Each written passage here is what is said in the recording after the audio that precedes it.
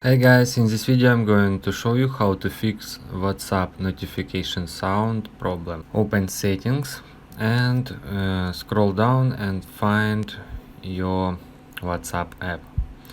Then select WhatsApp app, click on notifications, and maybe here it says allow notification. Maybe your allow notification just disable.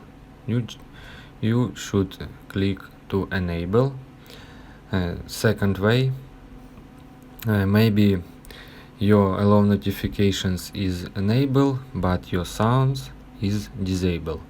You should click on sounds and enable it. And third way, when you open settings, click on general. I show you here. Next step, click on iPhone storage. Scroll down and find WhatsApp app. Select WhatsApp app. Click on offload app.